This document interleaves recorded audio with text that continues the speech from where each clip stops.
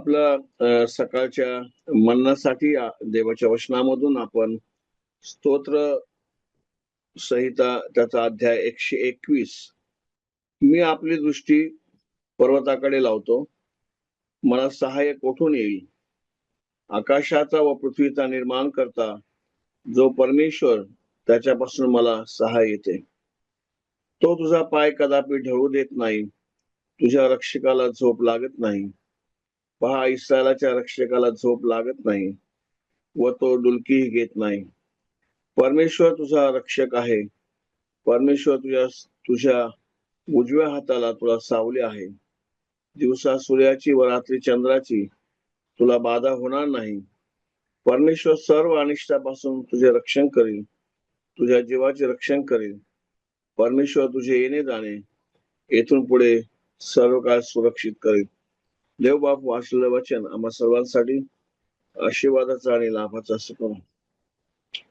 हे जे स्तोत्र आहे 121, त्याचे 8 वचन इथे आहेत. त्याच्यावरती जर आम्ही पाहिलं तर तिथे हेडिंगला असं दिलेलं आहे की परमेश्वर तुझा रक्षक आहे.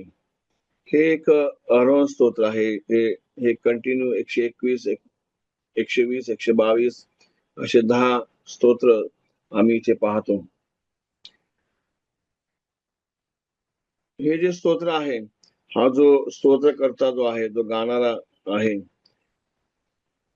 तो प्रवासामध्ये आहे आणि तो यरुशलेमेकडे जिथे परमेश्वराचं मंदिर आहे तिथे आराधनेसाठी, उपासनेसाठी त्याला जायचं आहे. प्रवास आहे आणि त्या प्रवासामध्ये असताना तो म्हणतो की अनेक समस्या आणि कठीणाई प्रवासामध्ये आहे. परंतु ह्या सर्व समस्या आणि कठीणाई याच्यातून जात असताना तो म्हणतो की माझी दृष्टी मी वर पर्वताकडे लावतो आणि आकाशाचा आणि पृथ्वीचा निर्माण करता जो परमेश्वर, त्याच्यापासून मला सहाय्य प्राप्त होते. 3 गोष्टी ह्या स्तोत्रामध्ये आम्हाला पाहायला मिळतात. एक तर देवाची उपस्थिती, देवाचं प्रेझेन्स, देवाचं प्रोडक्शन, संरक्षण आणि देवाचं promise. Presence, protection and promises. 3 गोष्टी स्तोत्रकर्ता इथे देत आहे. त्या स्तोत्रकर्त्याची दृष्टी सर्व काळ टिकणाऱ्या अविनाशी अशा टिकणाऱ्या अशा घरावर त्याची दृष्टी आहे. आणि जरी त्याचं जे आराधनेचं ठिकाण आहे, उपासनेचं ठिकाण आहे, ते जरी दूरवर असलं, लांबवर असलं, तरी त्याला खात्री आहे की परमेश्वराची उपस्थिती माझ्या बरोबर आहे, माझ्या संगती परमेश्वर आहे आणि परमेश्वराच्या उपस्थितीमध्ये मी आहे. म्हणून तो अशा वेळेस निराश होत नाही. जरी आजूबाजूला कुठल्या सहाय्य नाही, अंधार आहे, पण त्या परिस्थितीमध्ये तो म्हणतो की परमेश्वर माझ्या बरोबर आहे, परमेश्वराची उपस्थिती माझ्या बरोबर आहे.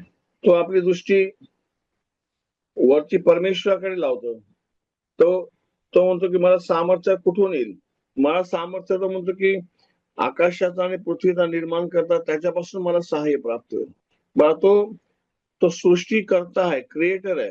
आमचा प्रभू, ज्याच्याद्वारे हे सर्व सृष्टी निर्माण करण्यात आली, ज्याच्याद्वारे हे सर्व निर्माण करण्यात आलं, तो निर्माता आहे. तो आमचा प्रभू, आमच्यावरील प्रेमस्तव, तो स्वर्ग सोडून ह्या जगामध्ये आला, देहरूप धारण त्याने केलं. आणि जो निर्माण करता आहे तो निर्मितीच्या स्वाधीन झाला. इतका लीन आणि नम्र आमचा प्रभू झाला, यासाठी की आम्हाला हे आमच्या पापी अवस्थेमधून सोडवण्यासाठी तो त्या निर्मितीच्या स्वाधीन झाला. त्याला कोणी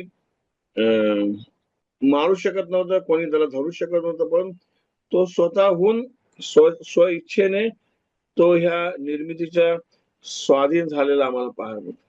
म्हणून हा स्तोत्रकर्ताचा जो अनुभव तो आपली दृष्टी आपल्या ताकदीवरती, आपल्या धनावरती, आपल्या हुशारीवरती, आपल्या ज्ञान, आपला पैसा, आपलं सामर्थ्य, या कुठल्याच गोष्टीवरती तो आपलं लक्ष लावत नाही. या सर्व गोष्टीतून त्याला सहाय्य मिळेल ही अपेक्षा तो ठेवत नाही. तो म्हणतो की माझा सहाय्य करता हा माझा परमेश्वर आहे. परमेश्वर म्हणून त्या स्तोत्रकर्त्याप्रमाणे आम्ही देखील प्रवासामध्ये आहोत आणि आमचं नागरिकत्व हे स्वर्गामध्ये आहे. आम्ही इथे एक प्रवासी आणि उपरे असे आम्ही या जगामध्ये आहोत. आमचे परमनंट जे ड्वेलिंग प्लेस आहे ते स्वर्गामध्ये आहे आणि आम्हाला देखील ह्या प्रवासाच्या काळामध्ये अनेक समस्या, संकट, कधी कधी अशी परिस्थिती येते काय करावं समजत नाही, समोर अंधार असतो. त्यावेळेस ह्या स्तोत्रकर्त्याप्रमाणे आम्ही आमची दृष्टी आकाशाचा आणि पृथ्वीचा निर्माण करता जो परमेश्वर त्याच्याकडे आम्ही लावली पाहिजे. कारण त्याने आम्हाला तो आमच्या बरोबर आहे. त्याची उपस्थिती सदैव आमच्या संगती आहे. तो म्हणाला की पहा, युगाच्या समाप्तीपर्यंत मी सर्व दिवस तुमच्या बरोबर आहे. तो आमच्या संगती आहे. तो आमच्या आतमध्ये आहे. जो बाहेर जो आहे तो या जगाचा अधिपती, अंतरिक्षाचा अधिपती, त्याच्यापेक्षा आमच्या आतमध्ये जो आहे तो त्याच्यापेक्षा श्रेष्ठ आहे, ताकदवान आहे, बलवान आहे. त्याच्याकडे आमची दृष्टी आम्ही लावला. आम्ही आमच्या स्वतःकडे दृष्टी न लावता, समस्येमध्ये इतरांकडे न बघता आमचं लक्ष त्या परमेश्वराकडे आम्ही लावलं पाहिजे. ज्यावेळेस आम्ही आमचं लक्ष आमच्या समस्याकडे लावतो त्या समस्या आम्हाला मोठ्या वाटू लागतात. ज्यावेळेस आम्ही आमचं सर्व लक्ष त्या आमच्या प्रभूकडे जो निर्माण करताय त्याच्याकडे जेव्हा आम्ही लावतो त्या समस्या अगदी छोट्या वाटू लागतात. कधी कधी जसं योहान त्या पात्म नावाच्या बेटावरती असताना त्याला प्रभूचं दर्शन झालं आणि त्याला कळलं की प्रभू किती थोर आहे. त्याने त्या दृष्टांतामध्ये पाहिलं आणि तो मेल्यासारखा त्याच्या पायावरती पडला. आम्ही जेव्हा आमचं लक्ष त्या प्रभूकडे लावतो आणि ज्यावेळेस आम्हाला समजतं की आमचा प्रभू किती थोर आहे, त्यावेळेस आम्हाला समजतं की आमच्या समस्या फार छोट्या आहेत आणि आम्ही त्याच्या समोर फार छोटे आहोत. हा स्तोत्रकर्ता म्हणतो की मला सहाय्य परमेश्वरापासून येते. त्याला खात्री आहे, त्याला एक प्रकारचं कॉन्फिडन्स आहे की मला इतर कोणापासून सहाय्य नाही तर फक्त परमेश्वरापासून मला सहाय्य प्राप्त होत. त्याच्या पुढच्याच जे वचनामध्ये जर आम्ही पाहिलं स्तोत्र 135 मध्ये जर आम्ही आलो तर तिथे तो स्तोत्रकर्ता पण काय म्हणतो बघा. तो म्हणतो की परमेश्वराचे स्तवन करा, परमेश्वराच्या नावाचे स्तवन करा, परमेश्वराचे सेवको स्तवन करा, परमेश्वराच्या घरात, आमच्या देवाच्या घराच्या अंगणात उभे राहणारे तुम्ही त्याचे स्तवन करा, परमेश्वराचे स्तवन करा, कारण परमेश्वर चांगला आहे. तिथे 5व्या वचनामध्ये तो म्हणतो परमेश्वर थोर आहे, आमचा प्रभू सर्व देवापेक्षा थोर आहे हे मी जाणतो. तो सर्व सृष्टीचा निर्माण. तो 6व्या वचनामध्ये म्हणतो परमेश्वर जे काही बरे वाटते ते तो आकाशात व पृथ्वीवर, समुद्रात व सर्व जलाशयात करतो. तो दिगंतापासून मेघ वर चढवतो, पावसासाठी विजा उत्पन्न करतो, तो आपल्या भांडारातून वारे बाहेर आणतो. हे सर्व निर्माण करता आणि या सृष्टीचा रक्षण करता. त्याला सस्टेनर तो आहे, रिडीमर तो आहे, तो आधार आहे सर्व सृष्टीचा. त्याने आपल्या सामर्थ्याने सर्व सृष्टीची निर्मिती केली. त्या सृष्टीकर्त्याकडे आमचं लक्ष लागलं पाहिजे. आम्ही त्याच्याकडे पण लक्ष लावतो आणि आमच्या ताकदीवरती पण आम्ही भरोसा ठेवतो. जेव्हा एखादा मुलगा आपल्या वडिलांचा हात धरून ज्यावेळेस तो रोड क्रॉस करतो त्यावेळेस तो बघत नाही उजवीकडून गाडी येते का डावीकडून गाडी येते. तो फक्त रोड क्रॉस करण्याच्या याच्यामध्ये असतो, कारण त्याला माहित असतं की आपला हात आपल्या पित्याच्या हातामध्ये आणि तो मला सुरक्षित रोड क्रॉस करणं. त्याप्रमाणे आम्ही पूर्णपणे त्या सृष्टीकर्त्यावरती, देवावरती आम्ही अवलंबून असलं पाहिजे, की त्याच्याकडूनच आम्हाला सहाय्य प्राप्त होते आणि तो तो आम्हाला सर्व समस्येमध्ये तो सोडवणार. आमची काळजी, आमच्या समस्या, आमची भीती, आमचं भविष्य, आमच्या भविष्याबद्दल असलेली चिंता, ह्या सर्व सर्व परिस्थितीमध्ये देव सहाय्य करणार आहे. देव देव आम्हाला त्याच्यातून पार करणार आहे. कधी कधी ज्या गोष्टी घडणार नाहीत त्या गोष्टीविषयी आम्ही काळजी करत बसतो, ज्या कधी होऊ शकणार नाहीत अशा गोष्टीविषयी चिंता करत बसतो. पण या सर्व परिस्थितीमध्ये आम्ही आमचं लक्ष जो सर्व आकाशाचा आणि पृथ्वीचा निर्माण करता, सर्व सृष्टीचा निर्माण करता त्या परमेश्वराकडे आम्ही आमचं लक्ष लावायला पाहिजे. 3ऱ्या वचनामध्ये तो म्हणतो की तो तुझा पाय कदापि ढळू देत नाही, तुझ्या रक्षकाला झोप लागत नाही. पहा, इस्रायलाच्या रक्षकाला झोप लागत नाही व तो डुलकी घेत नाही. 5 परमेश्वर तुझा रक्षक, ह्या 2-3 वचना 3 वेळा तिथे रक्षक रक्षक रक्षक असा शब्द आलेला. तो किती आमची सुरक्षा सुरक्षित असे आम्ही आहोत. 3ऱ्या वचनामध्ये म्हणतो तुझ्या रक्षकाला झोप लागत नाही. 4थ्या वचनामध्ये म्हणतो इस्रायलच्या रक्षकाला झोप लागत नाही. 5व्या वचनामध्ये म्हणतो परमेश्वर तुझा रक्षक आहे, तुझ्या उजव्या हाताला तो सावली आहे. आमचा रक्षण करणारा, आम्हाला प्रिझर्व करणारा, सांभाळणारा असा आमचा थोर देव आहे. आम्हाला उगीच वाटतं की आम्ही स्वतःचं रक्षण करू शकतो, आम्ही स्वतःची काळजी घेऊ शकतो, आमच्या कुटुंबाची काळजी घेऊ शकतो. पण हे सर्व रक्षण करणारा असा आमचा थोर देव, त्याला झोप लागत नाही, तो कधी डुलकी घेत नाही. त्याचं सतत आमच्यावरती लक्ष असतं. पुढे जी संकट आमच्यावरती येणार आहेत, जी आम्हाला ठाऊक नाहीत, ती परस्पर तो सोडवतो, की जे आम्हाला समजून सुद्धा देत नाही. यासाठी तो आमच्यावरती लक्ष ठेवतो आणि आमचं तो संरक्षण करतो, रक्षण करतो. एक उदाहरण असं सांगितलं जातं की एका राजाकडे एक स्त्री आली आणि ती स्त्री म्हणाली की माझ्या घरामध्ये चोरी झाली आणि माझं असं असं नुकसान झालं. त्यावेळेस राजा म्हणाला की तू काय करत होती? ती म्हणाली मी झोपले होते. तर राजा म्हणाला तू का झोपली होती? तर ती स्त्री म्हणाली की मला वाटलं माझा राजा जागा आहे म्हणून मी झोपले. आणि त्या राजाने सांगितलं की तिचं जे काही नुकसान झालं ते सगळं भरून द्या. पण आमचा राजा तसा नाही, तो डुलकी घेत नाही, तो झोपत नाही. तो सदैव आमच्यासाठी, तो आमच्यावरती नेहमी त्याची मेहर नजर आमच्यावरती असते. आम्हाला तो प्रसंग ठाऊक आहे, ज्यावेळेस ते बालाचे पुजारी आणि एलिया यांचा सामना होतो आणि त्यांच्यामध्ये यज्ञ करायला ते उभे राहतात. त्यावेळेस ते बालाचे पुजारी त्या वेदीवरती अर्पण ठेवतात, पण संध्याकाळ होते तरी पण ते अर्पण काही भस्म होत नाही. त्यावेळेस एलिया त्यांची थट्टा करतो. तो झोपला असेल, तो प्रवासात असेल, तो डुलकी घेत असेल, तो दमला असेल, अशा प्रकारे एलिया त्या बालाच्या देवतांची त्याची तो थट्टा उडतो. पण आमचा देव तसा नाही, तो कधी थकत नाही, तो कधी डुलकी घेत नाही, तो कधी प्रवासात नाही, तो सर्व व्यापी असा तो आमचा देव आहे. आणि म्हणून आमची सुरक्षा करण्यास तो समर्थ आहे.